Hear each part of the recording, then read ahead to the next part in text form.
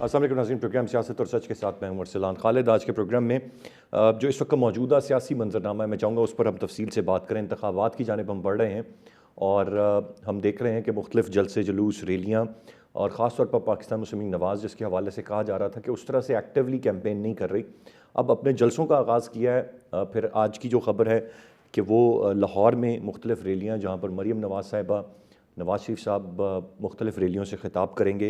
एक प्लान, नया प्लान अब तैयार किया गया है और फिर कहीं 27-28 की तारीख़ दी जा रही है जब पाकिस्तान मुस्लिम लीग नवाज़ अपना मंशूर भी देगी। और मुख्तलिफ स्टेटमेंट्स हैं जो इस वक्त सामने आ रहे हैं। एक तरफ मरीम नवाज़ साहिबा के स्टेटमेंट हैं, दूसरी जानिब बिलावल साहब के स्टेटमेंट्स हैं। मरीम नवाज़ साहिबा वाज़े तौर पर ये कह रही हैं कि अवाम का जब में गफ़ीर ये बता रहा है कि महंगाई के ज़िम्मेदार हम नहीं हैं, और फिर वो बार बार ये बात करती हैं कि नवाज़ शरीफ साहब को पाकिस्तान के अवाम, महंगाई और पाकिस्तान के अवाम की हालत ज़ार की फ़िक्र रहती है। और फिर उन्होंने ये भी कहा कि जो एक वादा उन्होंने किया था कि नवाज़ शरीफ साहब को अवाम के दरमियान वापस लेकर आएंगी, उस वादे को उन्होंने पूरा कर दिखाया। दूसरी जानिब बिलावल साहब दावेदार हैं और उनका ये कहना है कि वो वाहिद सियासतदान है जिसकी तरफ अवाम देख रहे हैं और जो अवाम की तरफ देख रहे हैं। और इस वक्त वो अपनी हुकूमत बनाने की बात करते हैं और ये कहते हैं कि नवाज़ शरीफ साहब उन्हें अपोजिशन में नज़र आ रहे हैं और आज़ाद उम्मीदवारों के साथ मिलकर हुकूमत बनाने की बिलावल साहब बात करते हैं, अकेले बात नहीं कर रहे हैं हुकूमत बनाने की। दूसरी जानब नवाज़ शरीफ साहब, जिनके हवाले से ये कहा जा रहा है कि उनकी सिलेक्शन पहले से ही हो चुकी है और जिस तरह से कहा जाता है कि उनकी बात ऊपर तक हो गई है और वो तैयार हैं अब मुल्क के चौथी मरतबा वज़ीर आज़म बनने के लिए। इस सारी गहमा गहमी में हम आम इंतखाबात की जानिब बढ़े हैं। नॉट टू फॉरगेट कुछ और महरिकात भी हैं जिनमें पाकिस्तान तहरीक इंसाफ बतौर जमात इलेक्शंस में नहीं है, उनके उम्मीदवार आज़ाद हैसियत में इलेक्शंस में। टिकट ज़रूर उन्हीं की जमात ने उनको दिए हैं, लेकिन जिस तरह आइन पाबंद करता है कि मुंतखब होने के कुछ वक्त के बाद ये आज़ाद उम्मीदवार आज़ाद नहीं बैठ सकेंगे असम्बलियों में, इनको किसी जमात को ज्वाइन करना होगा। तो फिर ये किस जमात को ज्वाइन करेंगे और किस तरह से हुकूमत बनेगी, ये मुख्तलिफ़ चीज़ें हैं जो इस वक्त जिन पर बात हो रही है, जो ज़ेर बहस है। मैं चाहूँगा तफसील से हम इस सारे मामले पर बात करें और फिर इंतखाबात के मुलतवी होने का भी एक फ़ैक्टर कहीं ना कहीं एक बात ज़रूर सुनने को मिलती है। और बज़ाहिर सारी सियासी जमातें यही कह रही हैं कि किसी को काबिल कबूल नहीं है, लेकिन जो हालिया एपिसोड हुआ पाकिस्तान ईरान के साथ कशीदगी का एक मामला और उसके बाद एक पॉजिटिव चीज़ कि बहुत ही जल्दी सारे मामले की रियलाइजेशन दोनों ममालिक को सफारती ताल्लुकात दोबारा बहाल करने की बात भी कर दी गई और बातचीत के ज़रिए मामलात को हल करने की बात की गई है। मैं चाहूँगा तफसील से इस पूरी जो सिचुएशन है, जो सूरत हाल है, उस पर आज के प्रोग्राम में हम बात करें। गेस्ट पार्टिसिपेंट्स का तारुफ कराता चलूँ। प्रोग्राम में हमें ज्वाइन कर रहे हैं मुजाहिद बरेलवी साहब, सीनियर जर्नलिस्ट हैं, सीनियर एनालिस्ट हैं, बहुत शुक्रिया सर आपके वक्त का। डॉक्टर फ़ारूक आदिल साहब सीनियर तज्ज़ियाकार हैं, हमारे साथ प्रोग्राम में मौजूद हैं। मुबशर बुखारी साहब सीनियर सहाफ़ी और तज्ज़ियाकार हैं, हमें प्रोग्राम में ज्वाइन कर रहे हैं। बरेलवी साहब, गुफ्तगू का आगाज़ आपसे करते हुए, अब ये तो एक बिल्कुल रिवायती अंदाज में ज़ाहिर है हर जमात दावेदार होती है कि वो इक़्तिदार संभालेगी। किस तरह से देख रहे हैं आप, बड़ी ताख़ीर से लेकिन PMLN ने एक अपनी इंतखाबी मुहिम का, जलसों का आगाज़ किया और फिर एक नया प्लान तैयार किया। लाहौर जो कि गढ़ समझा जाता था, जहाँ से अब वैसा रिस्पॉन्स नहीं मिल रहा PMLN को, अब वहाँ पर रैलियाँ निकालने की बात की जा रही है। नवाज़ शरीफ साहब और मरीम साहिबा ख़िताब करेंगे। मुख्तसर सा ख़िताब हालिया जलसे में नवाज़ शरीफ साहब ने किया। आप समझते हैं कि क्राउड उतना चार्ज है जिसकी दावेदार इस वक्त PMLN है? आपको ऐसा कुछ नज़र आया या उतना रिस्पॉन्स नहीं है इस इलेक्शन की पूरी कैंपेन का जो ये जमातें कर रही हैं? मैं इनके ख़ैरात सुनता तो शायद ज़्यादा बेहतर तौर पर अपना मौक़िफ़ रखता, लेकिन एक ज़रूर ये बताता चलूँ कि मैंने पिछला हफ्ता पूरा कराची से सक्कर, सक्कर से मुल्तान, मुल्तान से इस्लामाबाद, इस्लामाबाद से फिर पेशावर, क्योंकि हमारे उस्ताद मोहतरम निसार उस्मानी साहब और दीगर छापड़ा साहब कहते थे अगर इलेक्शन या किसी भी बड़े वाक़या या आपके कोई डेवलपमेंट जैसे सानिया हो रहा हो, तो जब तक आप वहाँ जाकर खुद न देखें उस तक बैठकर तबसरे तशरीह उस तरह ना करें। नहीं, ये नहीं है कि ज़रूरी है, लेकिन अगर जैसे बलूचिस्तान कह दीजिए अलहदा और कोयटा ना गए, ड्यूरल लाइन जो है वो ख़त्म हो रही है और पेशावर ना गए हों, तो इलेक्शन भी ऐसी चीज़ है कि जो जब तक आप ग्राउंड रियलिटी वहाँ ग्राउंड पे नहीं जाएंगे उस वक्त तक सेकंड हैंड जो आप तबसरे तजिए अखबारों में सुनते हैं उससे कोई नतीजा आप नहीं कर दे सकते जी। तो इसीलिए मैंने 2002 का इलेक्शन भी स्क्रीन पर कवर किया, 2008, 13, 18, और खैर अभी बड़ी इतनी हिम्मत जरूरत तो नहीं रही है, लेकिन थैंक्स गॉड मैंने हर जगह गुजारा। और ये भी नहीं कि मैं कोई ज़रूर खुर्शीद शाह से ज़रूर मुलाकात की, लेकिन उससे पहले सक्कर के घंटाघर पे गया। गिलानी साहब और दीगर सियासतदानों से मुलाकात की, लेकिन मुल्तान के भी औलिया कराम पे चादर भी चढ़ाई और फिर घंटा भी गया। फिर इस्लामाबाद में पार्लिमानी स्पीकर और अडियाला जेल भी गया, और फिर पेशावर के साकानी बाजार। मकसद ये है कि जो उसमें जो एक सिग्निफिकेंट बात है जिसको शायद बुखारी साहब इस पर गौर करें कि देखें, अगर जो मेरे ख्याल में जो भी लोग थे, मैं फिर भी गार्ड लफ्ज़ इस्तेमाल करूंगा, उनसे एक बड़ी ये गलती हुई कि उन्होंने न सिर्फ ये कि तहरीर साहब को बल्ला नहीं दिया, बल्कि उनको पहले पार्टी खड़ा नहीं होने दिया। जी। पहले जब जहाँ जमात इस्लामी होती थी, फारूक को तो पता है, अगर 10,000 का जुलूस निकालती जाता तो मैं एक ताकत पता चलती थी, पीपल्स पार्टी पता चलती थी, पार्टियों की सपोर्ट, उनका जलसा, जुलूस, फॉलोइंग सब पता चलती थी। अब हम जहाँ गए वो आपने बल्ला भी ले लिया, उनके नाम भी नहीं है, लेकिन मैं कोई वो नहीं कर रहा, एक साइलेंट मेजॉरिटी थी जो जमा होती थी, उस शरीफों और हजारियों का नाम नहीं लेती थी। अक्सरियत अगर चाहे तो मैं आपको दिखा भी भेज भी सकता हूँ क्लिप, वो किसका कह रही थी। वो कह रहे थे जी भले निशान ना हो, हाँ हम शेर को नहीं डालेंगे, हमें ये पता है शेर है, इनको नहीं डालेंगे। तो ये जो मैंने 2000 किलोमीटर का फासला तय किया कि अच्छा, ये जो इस एक सारे बहुत के बड़ी सारे में साइलेंट आपको मेजोरिटी का मतलब ये कि आपने जिससे आइडेंटिटी ले ली, निशान की और पार्टी की, ये सबसे बड़ा खतरा है। वो लोग जो अगर कोई प्लानिंग कर रहे हैं कि कप्तान को बाहर रखेंगे, या इवन पीपल्स पार्टी और नून लीग के लिए भी, जैसे अगर लाहौर में जलसे, अगर लाहौर में जो गढ़ है नवाज लीग का, तो वहाँ बिलावल खड़े हैं, पता चल रहा है कि वोटर किसके साथ है। तो एक बड़ी कुव्वत, चाहे आप तीसरी कुव्वत कहते हैं उसको बाहर रख के जो कुछ इलेक्शन करके अगर कोई अपने नताइज चाहता है, तो इसमें बहुत ही वो फूल पैराडाइज में रहता है। यानी ये कैसे हो सकता है कि अमेरिका में इलेक्शन हो, ट्रंप नहीं हो और बाइडेन लड़ रहा हो, इंडिया में कांग्रेस नहीं हो तो मोदी लड़ रहा हो। तो इस जो 2018 में सारे पार्टी रही है उसको आप बाहर रखकर, और मैं ये भी बता दूं आपको कि सॉरी टू से मैंने जितना फासला तय किया और सैकड़ों लोगों से मिला, 9 मई का जो भी वो एक हकीकत है जागती हुई, लेकिन एक आम वोटर उस पर डिस्कस नहीं कर रहा था, उसके दिमाग से निकल चुका है ये, क्योंकि 8 माह हो गए। या तो आप उनको लटका देते हैं 9 मई के वाकये की वजह से, या तो आप सजा दे चुके होते उन लोगों को उसकी बुनियाद पर। कहने का मकसद ये कि ये एक बहुत बड़ा खुद मेरे लिए क्वेश्चन है कि अक्सरियत, मेजॉरिटी, और ये मेजॉरिटी का फर्क मैं बता रहा हूँ पीपल्स पार्टी और नून लीग के मुकाबले में कोई 40 और 60 का नहीं है, ये फर्क है 70 और 30 का गालिबन। सिंध की मैं बात नहीं कर रहा, वो तो जकरानियों का है, बिजरानियों का है, चांडियों के हैं, शाह के हैं, पीर पार्टी वैसी ले जाएगी क्योंकि पूरी चट है ही नहीं।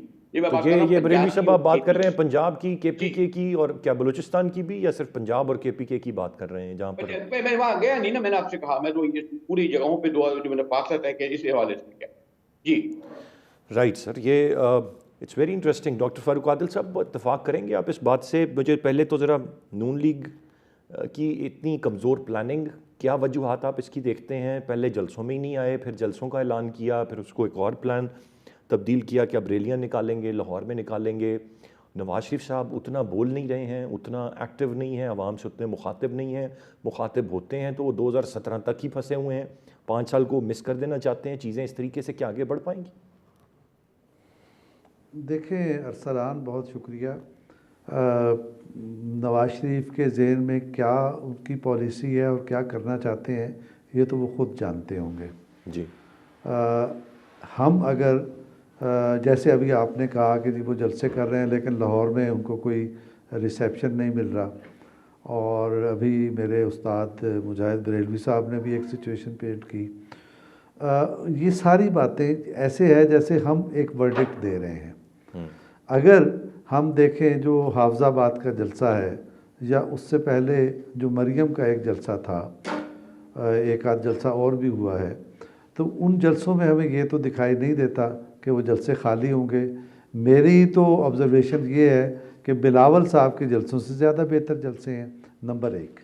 नंबर 2 ये कि सियासी जमातें अपनी जो इलेक्शन कैंपेन है वो मुख्तलिफ मराहिल में चलाती हैं। जो पहला मरहला था इनका, इन्होंने एक वसी तर मुफाहमत पैदा करने की कोशिश की, क्योंकि इनका नुक्ता नज़र ये था कि पाकिस्तान इस वक्त जिस किस्म के मसाइल से दो चार है, वो किसी एक सियासी जमात के लिए मुमकिन नहीं है कि उसको हल कर सके। तो लिहाजा उन्होंने बड़े पैमाने पे लोगों को अपने साथ किया। अब उसके बाद वो पब्लिक कॉन्टैक्ट के लिए निकल रहे हैं। लेकिन मैं एक और बात करना चाहता हूँ, अभी जिक्र किया मुजाहिद बरेलवी साहब ने भी, वो ये है कि देखें, जिक्र किया जी पहले तो बल्ला ले लिया, फिर पार्टी गायब हो गई वगैरह वगैरह। मैं आपको याद दिलाना चाहता हूँ, एक सियासी जमात हुआ करती थी हमारे पॉलिटिकल एरिना में, उसका नाम पाकिस्तान तहरीक इंसाफ था। वो कहा करती थी कि दो नहीं एक पाकिस्तान, और उस जमात के जो लीडर थे वो कहा करते थे कि जिस मुल्क में कानून गरीबों के लिए हो और ताकतवर के लिए कानून ना हो तो वो मुआशरा तबाह हो जाता है, डूब जाता है, ख़राब हो जाता है, ऐसी तैसी हो जाती है उसकी। तो अब अगर कोई सियासी जमात कानून पे अमल न करे, अगर कोई सियासी जमात अपने इंतखाबात जालसाजी के ज़रिए कराए, जिस दुनिया का कोई कानून और कोई पॉलिटिकल ऑब्जर्वर तस्लीम न करे, तो उसके बाद क्या होना चाहिए? क्या कानून पे अमल दरामद होना चाहिए, या फिर हमारे दोस्तों की राय पर अमल करते हुए उसकी कानून शिकनी को बर्दाश्त कर लिया जाए और उसे इजाज़त दी जाए कि आप तमाम कानून शिकनी, हर किस्म की कानून शिकनी करें, आपके लिए मैदान खुला है। देखिए, चाहे ममनुआ फंडिंग केस हो, चाहे पार्टी इलेक्शन का केस हो, ये जो भी एक प्रेसिडेंस बन रही है वो पाकिस्तान की हर सियासी जमात के लिए बन रही है। आज अगर एक सियासी जमात उसकी जद में आई है तो कल दूसरी आ सकती है, परसों तीसरी आ सकती है, सही, मुस्लिम लीग भी आ सकती है, पीपल्स पार्टी भी आ सकती है, जमात इस्लामी भी आ सकती है, हर जमात आ सकती है। तो क्या ये बेहतर नहीं होगा कि हम कानून पर अमल दरामद को यकीनी बनाएं, और जो कानून ना तस्लीम करे उसकी कोई सज़ा होनी चाहिए तो उसको वो सज़ा दें। ये क्या बात है कि हम ये प्रोपोगंडा करते हैं जी उनको बल्ले से महरूम कर दिया गया, उनको नाम से महरूम कर दिया गया। भाई कानून भी तो कोई चीज़ है ना, कानून को फॉलो नहीं करना। ये तो खुद पाकिस्तान तहरीक इंसाफ का अपना नारा था कि दो नहीं एक पाकिस्तान, तो फिर अब तहरीक इंसाफ के लीडर भी यही कह रहे हैं नहीं जी नहीं, दो ही पाकिस्तान हमें चाहिए। एक पाकिस्तान वो जो हमारा है, जिसको हम कंसीव करते हैं, और दूसरा पाकिस्तान आप भले जिधर भी जाए, हमें उससे कोई लेना देना नहीं है। अच्छा डॉक्टर साहब, हैविंग सेड दैट, ये तो आपकी बात बिल्कुल बजा अपनी जगह पे, कानून की बालादस्ती मेरे ख्याल से हम सभी इस बात पर मुत्तफिक हैं, होनी चाहिए। लेकिन बरेलवी साहब ने एक और जो बात की, ये मैं और आप दोनों देखते हैं, बाकी सब भी देखते हैं, उस पर मुझे ज़रा रोशनी डालें। जो पब्लिक पल्स और सेंटिमेंट की बात की है बरेलवी साहब ने, जहाँ जहाँ उन्होंने ट्रैवल किया, या अगर मैं बात करूँ या आप जिन लोगों से गुफ्तगू करते हैं, उस पब्लिक पल्स के बारे में आप क्या कहेंगे? क्या वो चैलेंजेबल बात है बरेलवी साहब की कि ये पॉपुलैरिटी का ग्राफ इतना ही नहीं है उस जमात का, कम है? आप इसको चैलेंज करेंगे या एग्री करेंगे कि वाकई पॉपुलैरिटी का ग्राफ उतना है? मेरे सीनियर हैं, मेरे बुज़ुर्ग हैं और हमारे उस्तादों की जगह पर मैं तो उनकी किसी बात को चैलेंज कर नहीं सकता, लेकिन मैं एक जनरलाइज बात करना चाहता हूँ। ओवरऑल होता ये है कि हमारे दानिश्वर, हमारे बाज़ एंकर्स, बाज़ सहाफ़ी इस तरह की गुफ्तगू करते हैं जिसके नतीजे में किसी एक सेंटीमेंट की तरफ आपकी राय चली जाती है। और दरअसल यानी मैं आपको अगर एक दो नाम लूँ, जैसे हारून रशीद साहब हैं, जैसे हसन निसार साहब हैं। मसलन हसन निसार ने क्या कहा? हसन निसार ने यह कहा कि फ़लाँ एक बच्ची जो है वो मरियम के नवाज़ के मुकाबले में इलेक्शन लड़ रही है, लेकिन अगर मैं ये समझता हूँ कि अगर मरियम नवाज़ की ज़मानत ज़ब्त नहीं होती तो मैं समझूँगा कि ये धांधली है। दरअसल ये स्टाइल है किसी जमात के लिए वकालत करने का, उसकी पब्लिसिटी करने का, तो ये बड़ी बदकिस्मती की बात है। मैं अब आपको एक अमेरिकन स्टडी के बारे में ऐसे ही अलामती तौर पे बताता हूँ। 1967 में क्या हुआ? 1967 में एक स्टडी हुई, उससे पहले एक सदारती इलेक्शन हुए थे, लोगों ने उन सदारती इलेक्शन में हिस्सा नहीं लिया जी। तो उसमें स्टडी हुई है, फिर थ्योरी वजूद में आई, उसको मीडिया मैलिस थ्योरी कहते हैं। वो थ्योरी ये थी कि जब किसी जमात का लबो लहजा किसी जमात के प्रोपोगंडे का कैरियर जर्नलिस्ट बन जाए तो उसके दो नुकसानात होते हैं। नंबर एक, पॉलिटिक्स से आवाम की लाताल्लुकी बढ़ जाती है। नंबर दो, वो सहाफ़ती मीडियम जो कैरियर बन जाता है उस प्रोपोगंडे का, वो सहाफ़ती मीडियम से आवाम का एतमाद उठ जाता है। अब आप देखें कि पाकिस्तान में ये काम गुज़श्ता 60-70 बरस से हो रहा है और ये हमारी बिरादरी कर रही है। उसके नतीजे में देखें लोगों का सेंटीमेंट सियासत के बारे में क्या है, और सहाफ़त जिसके लिए हम सुबह शाम गिरिया करते हैं कि सहाफ़त तबाह हो गई, सहाफ़त अब पेशा नहीं रहा, अब इससे हम पेट नहीं पाल सकते, तो दरअसल उसका सबब ये तर्ज अमल है जिसकी मैंने आपको राइट डॉक्टर साहब, पॉइंट आ गया आपका। मैं ज़रा मुबशिर भाई को भी शामिल गुफ्तगू करूँ आपकी इजाज़त से। Point well taken. मुबशिर भाई, कैसे देख रहे हैं आप इस सारी सूरत हाल को जो इस वक्त डॉक्टर साहब ने बिल्कुल एक हट के बात की, मुजाहिद बरेलवी साहब का एक अपना पॉइंट ऑफ व्यू है, आपका क्या पॉइंट ऑफ व्यू होगा? ये sitting in Lahore right now, आप तो गढ़ होता था ये, हमने वहाँ से इलेक्शंस कवर किए हैं, जो गहमा गहमी हमें लोकल बॉडीज़ के इलेक्शन में नज़र आती थी, जो हमें ऐसी गेम जो बाद के इलेक्शंस होते थे या जो हमने देखा हल्के खुलने के बाद के इलेक्शंस हुए, ये सब मैंने लाहौर शहर से कवर की, और एक जोश और वलवला लाहौर का।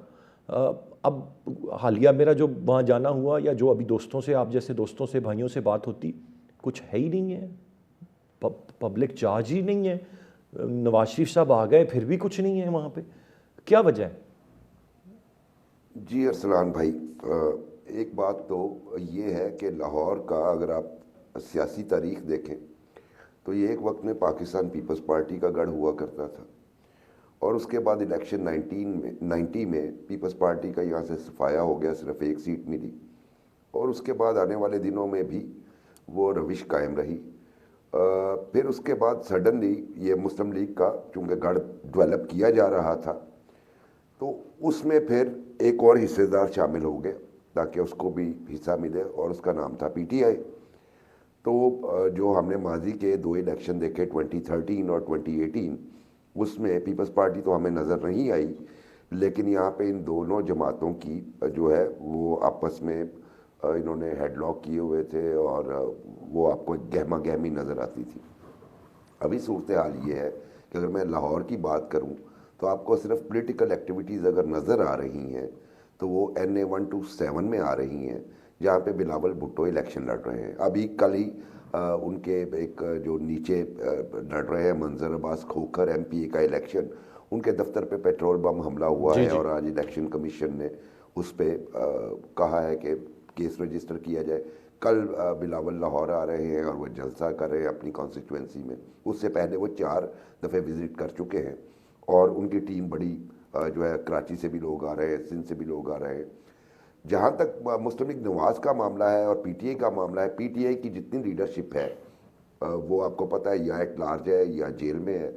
इमरान खान साहब बाहर नहीं है, और मुझे यूँ भी लगता है कि बहुत सारे लोगों को लाहौर के स्पेशली अभी तक इस बात का यकीन नहीं है कि इलेक्शन होने जा रहे हैं।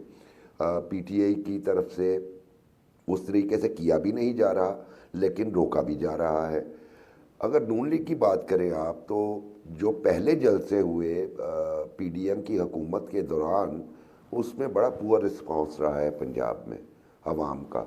फिर सोचा ये जा रहा था, चूँकि अवाम के जो PMLN का बयानिया है कि नवाज शरीफ अवाम के दिलों में बसते हैं, जब वो वापस आएंगे तो अपने सपोर्टर्स का खून गरमाएंगे। वो वापस आ गए, 19 दिन उन्होंने लिए टिकट्स डिसाइड करने में। उसके बाद उन्होंने जलसे से खिताब किया, पहला जलसा हाफिज़ाबाद में किया, और आज लिया जाना था, ख़राब मौसम की वजह से नहीं जा सके। लेकिन कम अज़ कम उन्हें इस बात का इदराक ज़रूर हो गया है कि उनका जो गढ़ था यानी लाहौर, वहाँ पे उन्हें सबसे पहले मेहनत करने की ज़रूरत है, क्योंकि अगर वो इधर फोकस नहीं करेंगे तो इधर उनके लिए चैलेंजेस आ सकते हैं कुछ कॉन्स्टिट्यूंसीज़ में। अगरचे नून लीग अभी भी लाहौर में इतनी गई गुजरी नहीं, लेकिन चूंकि उस लेवल तक ले जाना चाह रहे हैं तो इसलिए फोकस कर रहे हैं वो लाहौर पे। मुजाहिद बरेलवी साहब ने एक बात फरमाई, वो बात मैं इत्तफाक करता हूँ कि पीटीआई जो है वो उसकी विजिबिलिटी हमें पंजाब के अर्बन एरियाज़ में और केपी में ज़्यादा नज़र आती है। उनका स्पोर्ट बेस भी ट्रेडिशनली उधर है। अगर आप सिंध की बात करें या बलूचिस्तान की बात करें तो सिंध में कोई चैलेंजर नहीं है पीपल्स पार्टी के लिए, और बलूचिस्तान की बात करें तो वहाँ इन टर्म्स ऑफ इलेक्टेबल सबसे बड़ी जमात का नाम मुस्लिम लीग नवाज़ है, और उसके बाद जो बचा कुचा रह गया था वो पीपल्स पार्टी ने सपेट लिया। तो वहाँ भी पीटीआई का जो है ना वो हॉलो ग्राउंड है वहाँ पे। तो ये सूरत हाल एक बन रही है, और मुझे लगता है कि आने वाले दिनों में अच्छा, मुझे ये वासी बताइएगा पहले मुबशिर भाई, लाहौर एक को चीज़ जान के मैं आगे कंसोलिडेट बढ़ूंगा। करने के आपने बाद कहा कि लाहौर की आवाम को अभी तक ये यकीन नहीं है कि 8 फरवरी को इलेक्शन हो रहे हैं। क्यों सर, आखिर क्यों? जी बिल्कुल ऐसा ही है, क्योंकि आप जब भी किसी से बात करते हैं स्ट्रीट में जाके तो वो कहते हैं इलेक्शन कौन सा होना है। और फिर ऐसी सूरत में ये डॉक्टर साहब ने बड़ी शानदार बात की कि हमारे सामने एक चीज़ है, लेकिन सहाफ़ी भी उस पर ना सिर्फ डिमांड करते हैं बल्कि उस पर शकूक का इजहार भी करते हैं कि जी इलेक्शन नहीं होंगे। मसलन मैं आपको कामरान खान साहब का ट्वीट बताता हूँ, ईरान के साथ जब हमारी टेंशन स्टार्ट हुई नॉट वन कि ट्वीट। मुल्क हालत जंग में पहुँच गया है और इलेक्शन को अब लिखना वो मौखर चाह रहे थे, लेकिन उन्होंने मौक्कर कह दिया है। मौक्कर इलेक्शन का मैं भी कायल हूँ, मुजाहिद बरेलवी साहब भी कायल है, डॉक्टर साहब भी कायल है और आप भी कायल हैं, लेकिन उन्होंने बाकायदा ये ट्वीट किया कि ना अब इलेक्शन को डिले कर देना चाहिए। और हमारे और बहुत से साथी अनफॉर्चुनेटली सामने आपके तारीख है, इलेक्शन स्केड्यूल है, कैंपेन चल रही है, फिर ये मीडिया क्यों उड़ाता है कि इलेक्शन नहीं होंगे? मेरा ख्याल है कि ये मीडिया भी इसमें रिस्पॉन्सिबल है। राइट, और मुखर्जी इसी साहब वजह पॉइंट से आपका जो आ है गया जी। गुफ्तगू का सिलसिला जारी है, ब्रेक की जाने बढ़ेंगे, ब्रेक से वापस आकर मजीद बात करते हैं, साथ रहिए। Welcome back. मैं बरेलवी साहब आपसे जानना चाहूँगा, आपने पॉपुलैरिटी की बात की और मैं मुत्तफ़िक हूँ आपकी इस बात से, क्योंकि मैंने भी जितनी बात आवाम से की है, मुझे भी पब्लिक सेंटिमेंट टूवर्ड्स पीटीआई एक जमात की तरफ ज़्यादा नज़र आता है कंपैरेटिवली बाकी जमातों की निस्बत। अब सवाल सर ये है कि ये जो आज़ाद हैसियत में लड़ेंगे मुख्तलिफ़ इंतखाबी निशानों पर, लेकिन होंगे हिमायत याफ्ता पाकिस्तान तहरीक इंसाफ के टिकट होल्डर्स, ये कितना डंट क्रिएट कर सकेंगे या नहीं कर पाएंगे जब इनसे पार्टी छिन गई या बल्ला छिन गया, या आप समझते हैं कि उसके बावजूद भी they will be able to make an impact, अच्छा खासा इम्पैक्ट क्रिएट करेंगे ये इलेक्शंस में? देखिए, एक जो मैं अपने दोस्तों को बात ये बताने की कोशिश कर रहा था कि मैं कतई तौर पर ये मेरे जानते हैं, मेरा कोई से पूरे बैकग्राउंड से मैं बात कर रहा हूँ कि मैं कहीं ये नहीं कह रहा था कि जनाब अगर मैं नून लीग के शेर को नहीं देख रहा तो मैं उस रियलिटी को दिखलाऊं। ना मैं अगर आपको भी पता है मौत की बड़ी साइकी होती है और इनको भी पता है, हमारे मुबशिर को, इनको भी। अगर मैं सखर में खड़ा हूँ, मुझे नहीं पता वो 40 इर्द गिर्द मेरे लोग कौन हैं। मैं जब मुल्तान में खड़ा हूँ तो मुझे नहीं पता होता वो कौन है। किस्ना खानी बाजार में खड़ा होता हूँ, वहाँ बिलावल के लोग कह रहे हैं कौन लोग हैं। हो सकता है 2-4 लोग मुझे पहचानते हों। और ये मॉब बड़ा वो होता है, बड़ा स्टाइल होता है। ये अब कुछ एंकरों के साथ सलूक भी ये कर चुका है। और मैंने कहा ना, मैं उसमें जाके जब खड़ा होता हूँ तो उस बुनियाद पर मैंने ये कहा था कि जो वहां पहले वोकल मेजॉरिटी कहती थी कि हाँ पार्टी को वोट देंगे या शेर को वोट देंगे, पीटीआई कप्तान या बल्ले का नाम नहीं लेते थे 2018 के इलेक्शन में। ये जो मैं कह रहा हूँ कि गली मोहल्ला गया हूँ और ये लोग जो इस तरह कह रहे हैं, मैं इसीलिए कह रहा हूँ कि वो जो खामोश मेजॉरिटी, ठेले वाला हो, रिक्शा वाला हो, या फिर साथ चले हम, अब आप माइक लेके जाए, मैं तो उस तरह एक इंडिविजुअल के बाद नहीं जाता, मैं तो 25 लोगों को खड़ा होकर उनके साथ बात करता जी। अभी मैं पिशावर गया तो एक HSS कौन सा कॉलेज था, वहाँ 12 लड़के बैठे थे। एक से बात करना तो आसान है, आप 12 के इंटरव्यू लें और 12 में से 4 के कम कर दें, 2 को बैलेंस कर दें। मैंने अब जब इतने भी अगर आप थोड़ा बहुत अगर फॉलो करें, नहीं भी करें तो आप सोशल मीडिया देखें, मैं हमेशा खड़े होकर बात करता हूँ। और ये उन लोगों के लिए बेहतर था कि जो 9 मई के वाकये में ये समझते हैं कि वो थे। अगर ये पार्टी और इसका नाम और इसका कायद जितने इतने बड़ा सानिया किया, जो सुकून ढाके ने वो बड़ा था, फिर तो लोगों को चाहिए कि उनके उम्मीदवारों को, उनके झंडों को, उनके बल्लों को जला के रख दे। जी। मैं कोई आप से मैं कोई ऐसे बहुत अभी भी अपने कोई स्टूडेंट समझता हूँ पॉलिटिक्स का और सहाफत का और स्क्रीन का, लेकिन 2002 से मैंने हमेशा एक रवायत रही है, करता रहा हूँ। इसीलिए मैं समझाने की कोशिश कर रहा हूँ पिंडी इस्लामाबाद वालों को कि अगर आपने कोई ऐसा प्लान किया, ये बड़ा नुकसानदेह रहेगा मुल्क का। ये डिनाइल जिस तरीके से हम लोग उस जमाने में सोनी धरती अल्लाह रखे गारे से सुकून से ढाका हो रहा था, हमारे बेचारे पुअर अलबदर अलशम्स वालों को वहां कुर्बान कर दिया हजारों की तादाद में हमारे लोगों ने उनको और फिर सीटें भी किस तरह बांटी, वो सब हमारे तारीख में महफूज है। फिर पीएनए की मूवमेंट, उसमें जेन्युइन मूवमेंट थी भुट्टो के खिलाफ, पीएनए की पॉपुलर मूवमेंट थी, इसे कोई डिनाइल करेगा? भुट्टो साहब के फांसी पे लड़काने में आंसू आने वाली भी नहीं थे, ये जेन्युइन मूवमेंट थी। आज ठीक है उनका वो पार्टी भी 10 साल बाद उभरी। नवाज शरीफ साहब यकीन बहुत पॉपुलर थे, लेकिन मैं सिर्फ आपको ये बताने की कोशिश कर रहा हूँ कि जो पॉपुलर सेंटीमेंट, मैं तो अब डिस्कशन, तबसरे, तजिए, कंट्रोवर्सी, बहस में नहीं पढ़ना चाह रहा। मैं तो इलेक्शन के वाले था, वो बात होगी ना कि हम अपनी एक जो कुछ हम लोगों की सोच है वो आप तक पहुंचाए ना कि मुजाहिद बरेलवी अपनी राय दे या मेरे दोस्त बुखारी आदिल। तो अब तो इलेक्शन पे सेकंड वो चला गया ना, मान लो तब तक ये लग गया बल्ले का निशान मिले ना मिले, कौन सी पार्टी खड़ी हो रही है, मंशूर क्या है, बैंड क्या हो रहा है, जज क्या कर रहे हैं, आप अच्छा चीजें सर, अभी निकल जरा गई इसको हैं। अगर बरेलवी सर सम इलेक्शन अप अब कर एक रियलिटी दें बन जो के मेरे सामने आ रहा है, जल्द से जुलूस बरेलवी इंतखाब लोग साहब, आ गए बाहर। और वो मैं कह रहा था कि खामोश अक्सरियत बहुत खतरनाक है। बरेलवी साहब, मेरे कि मेरे जो सवाल के उन जवाब लोगों के की लिए तरफ या आते हुए भारत अगर के इस लिए पूरी बात को और आप सम अप कर रूलिंग दें, कम्युनिस्ट पार्टी के डू यू लिए। थिंक कि ये पीटीआई अभी भी उसके उम्मीदवार इम्पैक्ट क्रिएट करेंगे या अब नहीं कर पाएंगे? सर सिंपल, इसको जरा सम अप कर दें, आपकी सारी बात आ। नहीं, मैंने आपको कहा यही तो खतरनाक बात है। अगर मुझे पता होता कि आरिफ अलवी का बेटा पीटीआई खड़ा या जैन कुरैशी खड़ा होता तो बड़ा आसान होता कि भाई इन लोगों ने तो 9 मई का वाकया किया, इन लोगों ने तो मुल्क के साथ ये करा, ये तो महंगाई दे गए। अब तो गिलानी साहब के खिलाफ कुछ तैमूर साहब खड़े हुए, पता नहीं कौन है तैमूर, वो उनका एलिशान वायलेंस है। और यही तो मैं आपसे कह रहा हूँ कि साइलेंट मेजोरिटी का मतलब ये है कि वो मेजोरिटी जो नून लीग शेर और बल्ले को, शेर और तीर को वोट नहीं दे रही, और इस बात पे वो कन्विंस नहीं है कि 9 मई के वाकये और साने में को वो प्रूव नहीं कर सके 8 माह में। केस चलाते, ट्रिब्यूनल बनाते, सजाएं देते, हमारी आपकी दानिशवराना गुफ्तगू से या सरकारी एलामियों से लोग कन्विंस नहीं हुए, डिस्कशन नहीं करते वो। राइट, पॉइंट है। डॉक्टर साहब मुझे ये बताइएगा, ये जिस तरीके से एक बात अभी सामने आ रही है, और ये जो भी आज़ाद हैसियत में लोग लड़ रहे हैं वो पीटीआई का अब जमात नहीं है, निशान नहीं है, ये इलेक्ट होंगे, they have to join a political party. आप समझते हैं कि ये कोई एक डिसाइसिव रोल प्ले करेंगे? बहुत सारे हमारे जो सीनियर्स हैं उनका ये मानना है कि गो कि आप शायद इस बात से इत्तेफाक ना करें कि जब पीटीआई को, जिस तरह आपने कहा कि बल्ले से महरूम जब किया जा रहा था या ये सारी चीज़ चल रही थी, तो कहते हैं कि प्लान करने वालों ने सोचा ही नहीं था कि तो आज़ाद जब जीतेंगे तो ये किस तरफ जाएंगे और ये क्या पूरा का पूरा सिनेरियो चेंज कर देंगे। आप समझते हैं कुछ ऐसा होने वाला है या इसके इम्कानात कम देखते हैं आप? अरसलान, जो बल्ले से महरूम हुई, और इस बात को फिर हमें वाज़ेह रखना चाहिए कि बल्ले से महरूमी ख़ुद पीटीआई की अपनी गलती या अपनी हिकमत अमली की वजह से महरूमी हुई, लेकिन इसके बावजूद एक जो पीटीआई का हामी है, जो उसका वोटर है, जो उसका कारकुन है, उसके अंदर यकीनन हमदर्दी की एक लहर पैदा हुई, और वो उस हमदर्दी की लहर ने उसे पीटीआई के साथ ज़्यादा वाबस्ता कर दिया। इसमें कोई शुबे वाली बात नहीं, ये बिल्कुल वाज़ेह सी बात है। जिससे आप मोहब्बत करते हैं उसके साथ कोई वाक़या हो जाए तो हमारी उसके साथ अटैचमेंट बढ़ जाती है, ये बात एक हकीकत है। लेकिन पीटीआई के पास बल्ला है या बल्ला नहीं है, जो गैर जानिबदार सर्वे पाकिस्तान के हुए हैं और जो चीज़ें सामने आई हैं वो ये बताते हैं कि पीटीआई 20 और ज़्यादा से ज़्यादा 25 नशिस्तें ले सकती है, इससे ज़्यादा नहीं ले सकती।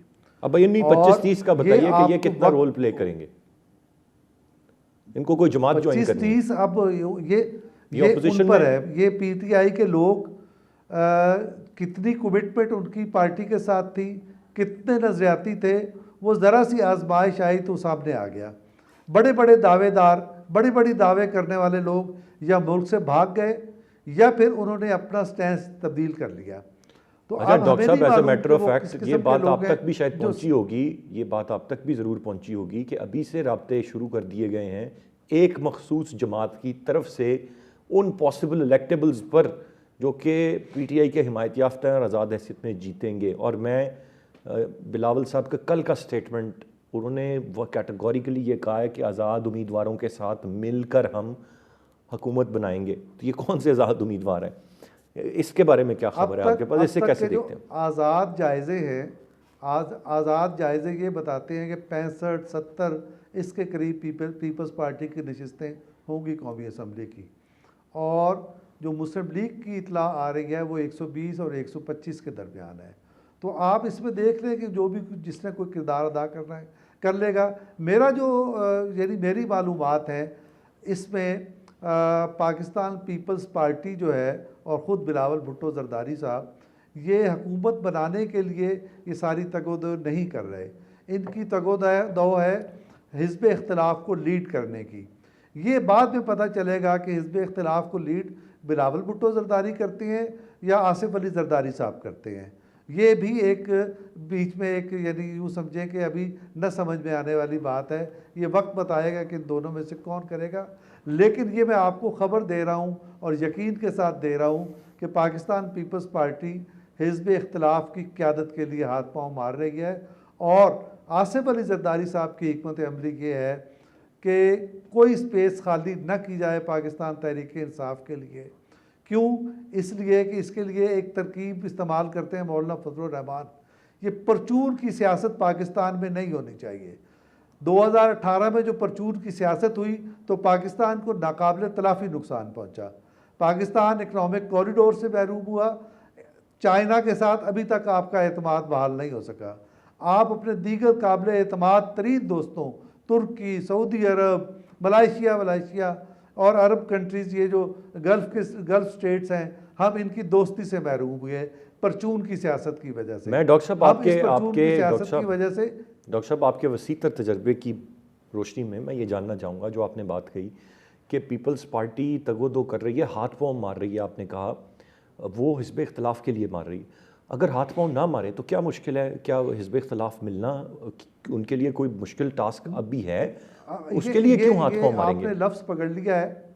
नहीं, लफ्ज़ पकड़ लिया है। दरअसल उनकी हिकमत अमली यही है कि हमने हिज़्ब इख्तिलाफ को लीड करना है और PTI को उसकी जगह नहीं आने देना।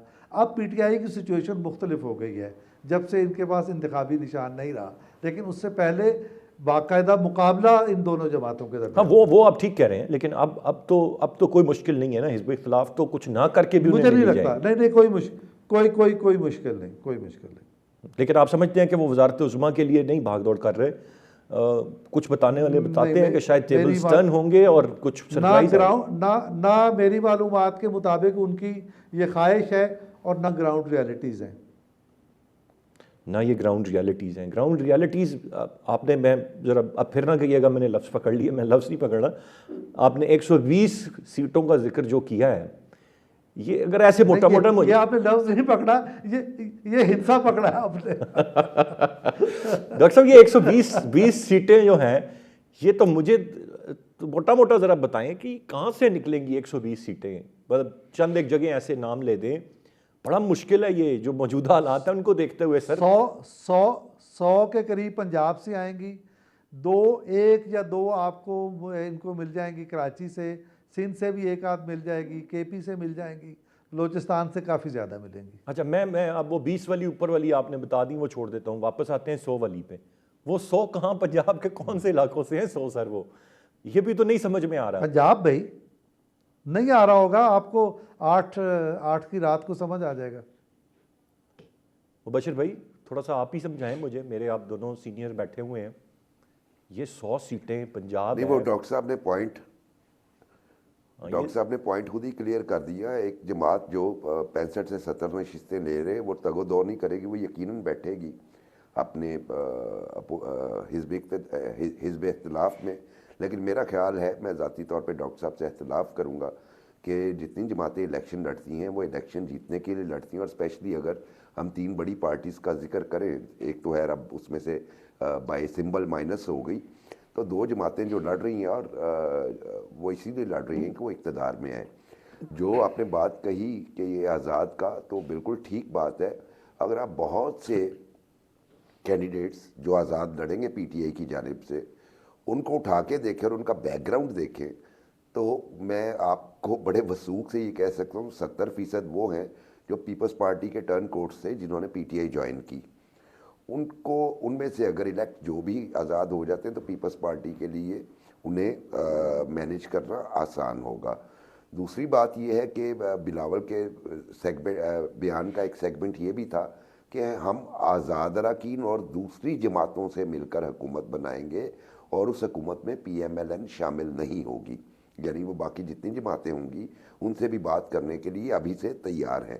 तो अगर वो 120 सीटों की बात कर रहे हैं, जो ये बिल्कुल ये सर्वेज आए हैं, लेकिन इन सर्वेज की ना क्रेडिबिलिटी ख़त्म हो गई है, क्योंकि स्ट्रेटिफाइड सर्वेज नहीं होते और हम मीडिया वाले तो आपको पता है वो वॉक्स पॉप्स भी किया करते थे, तो वो काट काट के हम अपनी पसंद के बना लिया करते थे, करते हैं बल्कि, थे क्या, तो वो हम पब्लिक पल्स भी नहीं दिखाते। मेरा ख्याल है कि 120 का हिंसा जो है वो चैलेंजिंग रहेगा। और लेकिन बहरहाल मुस्लिम लीग एक बड़ी सियासी जमात है जिसको एक बड़ी सपोर्ट है, तो अगर मिल भी जाए तो अरसलान भाई आपको उसमें क्या हैरत है, इतनी बड़ी सपोर्ट के साथ तो 120 बड़ी कम नशिस्तें होती हैं। जी, गुफ्तगू का सिलसिला जारी है, एक ब्रेक की जानिब बढ़ेंगे, ब्रेक से वापस आकर मजीद बात करते हैं, साथ रहिए। Welcome back. हम नशिस्तें होती हैं सर, लेकिन होता है ना थोड़ा सा, देखें आप कुछ शो पुटअप करके दिखाते हैं ना, आप एक ऐसा एक वेव चलती है, एक फ़िज़ा चलती है, मैं बड़ा वाज़ेह तौर पर खुलकर यहाँ पर 2018 के इंतखाबात की आप बात कर लें, वो जो पाकिस्तान तहरीक इंसाफ को, क्या मैं और आप और डॉक्टर साहब नहीं जानते कि जो नशिस्तें दी गई थी कहाँ कहाँ से, जहाँ से उनकी नहीं भी बनती थी, मैं कहें तो वो हल्के भी आपको एग्जैक्टली बता सकता हूँ, लेकिन बिल्कुल, वो उसकी बिल्कुल। कबूलियत इसलिए थी कि एक वेव, एक माहौल ऐसा था कि जी ये एक पॉपुलर जमात है, तो उसकी एक्सेप्टेबिलिटी बन गई। मेरा सवाल, कंसर्न मुबशिर भाई इस वक्त सिर्फ इतना है कि जब आपने 100 नशिस्तें आप कह रहे हैं सपोर्ट से भी देनी है, तो कुछ तो दिखाना है। हाँ, अब अगर आने वाले कुछ चंद दिनों में रैलियां निकाल कर कुछ ऐसी चीज़ दिखा दें, या आप मान लें कि हाँ जी एक जमात की सपोर्ट है, तो फिर तो शायद एक्सेप्टेबिलिटी बन जाए, अदरवाइज कैसे बनाएंगे आप देखें। जी बिल्कुल, आप अरसलान भाई ठीक फरमा रहे हैं, अभी तक वो मोमेंटम जो है वो नहीं बन पाया। आने वाले दिनों में शायद वो मोमेंटम बन जाए, लेकिन मेरे ख्याल में अगर मैं कहूँ तो बड़ा कंफर्टेबली मैं आपसे ये कह सकता हूँ कि 60 से 70 के दरमियान पीपल्स पार्टी और तकरीबन 90 से 100 के दरमियान PMLN, यही रेशो रहेगा। ऐसी सूरत में इंडिपेंडेंट्स जो हैं वो की रोल प्ले करेंगे, या वो पीपल्स पार्टी को लाएंगे हुकूमत में, या वो मुस्लिम लीग नवाज़ को लाएंगे, क्योंकि इतना तरन वाला नहीं है मुस्लिम लीग नवाज़ के लिए पंजाब की 141 नशिस्तों में से, चलिए कम से कम 75 या 80 तो लेनी पड़ेंगी उन्हें।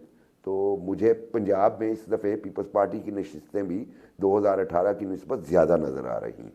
राइट सर, बिल्कुल पॉइंट आपका आ गया। मैं डॉक्टर साहब अब जो एक चीज़ आपसे जानना चाहूँगा, और फिर मैं आता हूँ जो आखिरी हमारा मामला है उसकी तरफ भी, लेकिन उससे पहले जो मैं चीज़ जानना चाहूँ, ये जो गुफ्तगू पहले भी हुई, जो मुबशिर भाई ने भी बात की, हम सब को ये क्लैरिटी कि इंतखाबात 8 फरवरी को, या अभी आपने कहा 8 फरवरी की शाम को, रात को आपको समझ आ जाएगी, मैं उम्मीद करता हूँ कि 8 फरवरी ही हो, लेकिन ये क्लैरिटी क्यों नहीं है डॉक्टर साहब अभी भी कि 8 फरवरी ही है या नहीं है, या ऐसी आवाज़ें जिनका मुबशिर भाई ने भी जिक्र किया जो उठती हैं, हमारे सहाफ़ी भाई ही ये बात करते हैं कि हालात साजगार नहीं है, मुलतवी कर दें इंतखाबात, ये क्यों अनसर्टनिटी के बादल अभी तक मंडला रहे हैं हमारे सर पे, इसके क्या मोहरक़ात देखते हैं? अरसलान, पहले तो मैं मुबशिर साहब का शुक्रिया अदा करता हूँ कि उन्होंने इन दी अदर वर्ड्स मेरी बात की तायद की, और जिस सर्वे का या जिस चीज़ का मैं ज़िक्र कर रहा हूँ वो बड़े जो सर्वे करते हैं बड़े प्रोफेशनल लोग होते हैं, वो हमारे वॉक्स पॉप की तरह नहीं होते। वॉक्स पॉप जो है सबसे नाकाबिल एतमाद चीज़ है, इसलिए कि उसमें हमारी ज़ात को भी दखल होता है, हमारी पसंद नापसंद को भी दखल होता है, और दूसरे उसमें साइंटिफिक नहीं होता। लेकिन ये जो सर्वेज़ हैं ये तो साइंटिफिक होते हैं और उनको बड़े सलीके के साथ किया जाता है। मैंने ये पूरी साइंस पढ़ रखी है, मुझे अंदाज़ा है अगर सर्वे करने वाला प्रोफेशनल है, ईमानदार है, तो फिर आपके पास सही पल्स पाकिस्तान मुल्क की या जिस आबादी में सर्वे हो रहा है वो आ जाती है। अब आप जो फरमा रहे हैं इलेक्शन के इल्तवा की, अब इलेक्शन का इल्तवा किसकी ख्वाहिश है? जी, इलेक्शन का इल्तवा उसकी ख्वाहिश है जो चाहता ये है कि फेवरेबल हालात में उसके इलेक्शन हो। माजी में कुछ अर्सा पहले, हफ्ता 2 हफ्ता पहले, तो यानी PTI की हिकमत अमली ये थी कि इतना इसको गर्द उठा दी जाए इंतखाबात के होने या ना होने के बारे में कि वक्त ऐसा आ जाए कि जस्टिस एजाजुल एहसन साहब जो है वो चीफ जस्टिस बन जाएं, और कोई और तब्दीली भी अगर इधर उधर दाएं बाएं आती है तो वो भी आ जाए ताकि मामलात फेवरेबल हो जाएं। अब जो PTI के कायद हैं या बानी हैं वो कहते ज़रूर हैं अपने मुखालफिन के बारे में कि वो अपने एम्पायर्स को साथ मिला के लड़ते हैं, लेकिन 2018 हो या बाद की हिकमत अमली हो, असल में पीटीआई और उसकी लीडरशिप एम्पायर्स के साथ जाती नज़र आती है। और इस वक्त भी हो सकता है कि अभी उनकी वही स्ट्रेटजी हो। जिन कामरान खान का जिक्र किया और मौकर की बहस मुबशर साहब ने की, वो बड़ी दिलचस्प है। दरअसल बहुत सारे लोग इसी हिकमत अमली पर कर रहे हैं। और मैं आपको फिर कहता हूँ कि ये जो तर्ज अमल है मुख्तलिफ सियासी जमातों का नैरेटिव जर्नलिस्ट अपनी ज़ुबान से अदा करते हैं, दरअसल वो सहाफ़त के साथ अपने पेशे के साथ दुश्मनी कर रहे हैं, उसकी क्रेडिबिलिटी ज़ाया हो रही है और उसके नतीजे में हमारा पेशा ही ख़त्म हो रहा है। ये पेशा ज़िंदा हो नहीं सकता जब तक कि हम प्रॉपर जर्नलिज्म की तरफ ना आए। तो दरअसल ये एक वेस्टेड इंटरेस्ट का प्रोपेगेंडा है और बड़ी बदकिस्मती की बात है कि इसमें जर्नलिस्ट इस्तेमाल हो रहे हैं। राइट मुबशर भाई, ज़रा इस पर तबसरा ज़रूर कर देना कि क्या वजह है, क्यों यकीन नहीं है। मैं अगर आपसे कहूँ मुबशर भाई, दिल पे हाथ रख के आप मुझे अभी, मैं ना सहाफ़ी के तौर पे नहीं, एक पाकिस्तानी शहरी के तौर पे दिल पे हाथ रख के मुझे बताएं कि दिल आपका कहता है 8 फरवरी को इलेक्शंस हैं? जी मैं बड़े देखिए, मैं एक जमहूरियत पसंद बंदा हूँ और जो हमारे ऑप्टिक्स नज़र आ रहे हैं मैं उन पे जाता हूँ जी। ये पीछे जो महलाती साजिशें या प्रेपेगंडा, इस पे मैं कतई यकीन नहीं करता। मेरे सामने 8 फरवरी की तारीख है, मेरे सामने सुप्रीम कोर्ट का डिसीजन है, बिल्कुल मेरे सामने कैंपेन्स है। इसलिए मैं दिल पे हाथ रख के आपको कहता हूँ कि 8 फरवरी को इलेक्शन होंगे इंशाल्लाह। सर ये मैं यही सुनना चाह रहा था ना कि मतलब ये देखें, ये अभी वो चूँकि सहाफ़ी और सहाफ़ती इक़्तिदार पे बात चल रही थी, तो एक सहाफ़ी से ये सुन के मुझे बड़ा अच्छा लगा। Coming to the last issue जिस पे मैं राय अब लेना चाहूँगा आप दोनों मुअज़्ज़िज़ मेहमानों की, एक ऑनगोइंग मैटर है।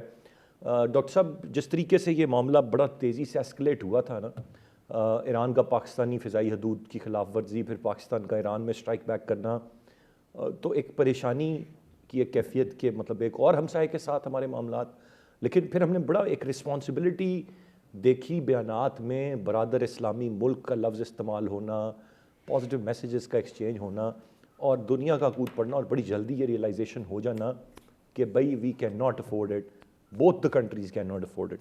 इसको कैसे देखते हैं? सफारती ताल्लुकात एक तो फ़ौरन पहले ख़त्म किए थे, बहाल करने की भी अब बात कर दी है, दोबारा से आगे बढ़ रहे हैं, चीज़ों को चला रहे हैं, कशीदगी ख़त्म करने की बात है। कितना रिस्पॉन्सिबल और अच्छा रिएक्शन है इस सारे मामले के बाद? ये इसे कैसे देखते हैं और इसका इम्पैक्ट क्या होगा इन लॉन्ग रन? अरसलान, ये बड़ी हौसला अफजा बात है, लेकिन मैं ज़रा सा आपके पीछे जाना चाहता हूँ इलेक्शन की तारीख पर एक दो जुमलों में। जी, इलेक्शन नहीं मुलतवी हो सकते, कई बहुत सारी बातें हैं। आपकी इकॉनमी ने जो जान पकड़ी है वो अपनी इब्तदा में बैठ जाएगी। आपका जो सेनेट है वो ख़त्म हो रहा है मार्च में। अगर ये मार्च में ख़त्म हो जाती है सेनेट, तो उसके नतीजे में इतना बड़ा बहरान पैदा होगा जिससे कोई भी निपटने की सलाहियत नहीं रखता। और तीसरे और बहुत सारे मामलात हैं जिनका हम जिक्र न करें तो बेहतर है। इसलिए अच्छा डॉक्टर साहब, आप बेहतर बता सकते हैं मुझे। अदर डे समबडी सेड कि ये कोई पहली दफ़ा नहीं होगा कि सेनेट इस तरह से अधूरी रह जाएगी। ये माजी में 70 की दिहाई देखें, वो हुआ है। परवेज, उसके लिए फिर परवेज़ मुशर्रफ भी चाहिए होता है जो रुथलेसली सारी चीज़ों को तबाह कर दे। तो परवेज़ मुशर्रफ इस वक्त अल्हम्दुलिल्लाह पाकिस्तान में कोई परवेज़ मुशर्रफ नहीं है। तो अब आते हैं आपके ईरान के मामले की तरफ। देखें, दो बातें हैं पाकिस्तान और ईरान के दरमियान ताल्लुकात की।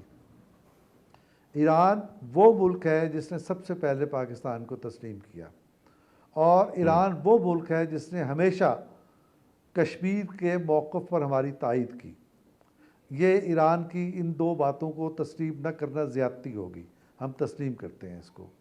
लेकिन इनकलाब के बाद जब ये इसका एक नया पोस्टर आया एंटी मगरिब, और उसके बाद फिर ये सैंक्शन का शिकार हुआ, और फिर जब इसके अमेरिका के साथ ताल्लुकात ख़त्म हुए तो ये पाकिस्तान का सफारत खाना था जो ईरान के मफादात का तहफ़्फ़ुज़ कर रहा था।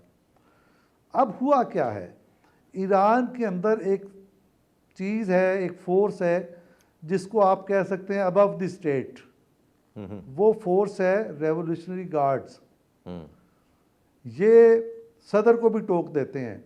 अगर आपने इमरान सीरीज़ के इब्न सफ़ी के नावल पढ़े हैं तो ऐसा लगता है कि इमरान नामी जो शख्स है, जो जासूस है, वो अबव द स्टेट है। वो सदर ममलकत को भी जाके थप्पड़ मार देता है, वज़ीर आज़म को भी जाके अरेस्ट कर लेता है और सड़कों पे कत्लो गारत गरी करता है। उससे उसको पूछने वाला कोई नहीं है। तो ये कैफियत रेवोल्यूशनरी गार्ड्स की वहाँ ईरान में है, और ईरान के अंदर ये डिबेट मौजूद है कि भाई इसको हम कैसे करें। तो इस जो हमारी इस वक्त तक दस्तयाब मालूमात हैं वो ये हैं कि ये सारी कार्रवाई रेवोल्यूशनरी गार्ड्स की तरफ से हुई, और रेवोल्यूशनरी गार्ड्स ने जैसे इराक़ और शाम पे हमले कर लिए, उनका ख्याल था कि पाकिस्तान को भी हम उस तरह ट्रीट कर सकते हैं।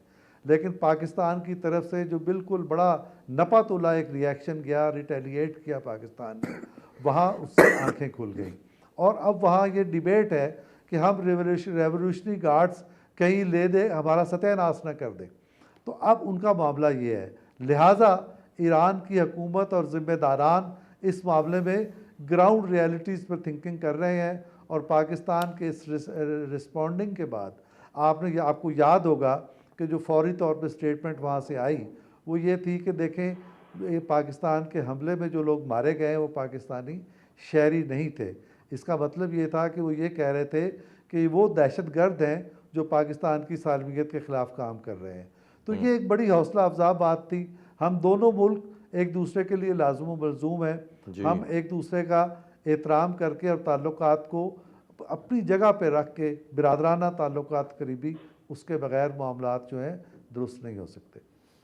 डॉक्टर साहब, आपने इमरान सीरीज़ की बात की, तो इमरान सीरीज़ छोटी उम्र में पढ़ने का इत्तेफाक हुआ, फिर समझ बूझ रखते हुए इमरान सीरीज़ को देखने का भी इत्तेफाक हुआ हमें। मुबशर भाई, your take on the matter this last issue, Iran वाले मामले पे क्या कहेंगे? इमरान सीरीज़ पे नहीं, ईरान वाले मामले पे क्या कहेंगे मुबशर? देखिए, जो भी हुआ आया तो नहीं, एडवेंचरिज्म था ईरान की तरफ से, लेकिन जो उसका मुस्बत पहलू है वो ये है कि दोनों कंट्रीज़ को रियलाइज़ हो गया कि बात किसी दूसरी तरफ जा रही है, और जो एक दूसरे को सॉफ्ट मैसेजेस शुरू हुए, ये बड़ा अच्छा रिस्पांस था। उसमें एक चीज़ जिसको अनफॉर्चुनेटली उस तरीके से हाईलाइट नहीं किया गया, क्योंकि हम तो और दोनों तरफ ही जज्बाती कौम है, शायद हम तो ही जान का शिकार हो जाते हैं।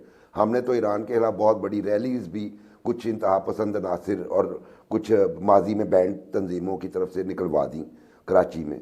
लेकिन जो अच्छा पहलू था, यानी ईरान फायर करता है मिसाइल ड्रोन्स, अगले दिन पाकिस्तान करता है, उसके बावजूद जो 900 किलोमीटर का बॉर्डर है वो वहाँ से आमदोरफ्त जो है जितने पॉइंट से होती है तजारती सामान की, वो जारी रही।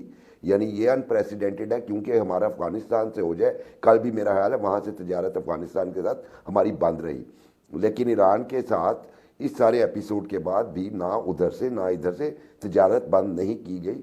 इसका मतलब ये है कि हम लोग जो हैं, और डॉक्टर साहब ने बिल्कुल वो रेवोल्यूशनरी गार्ड वाली बात ठीक कही कि वो स्टेट विद इन स्टेट वाला उनका रोल है।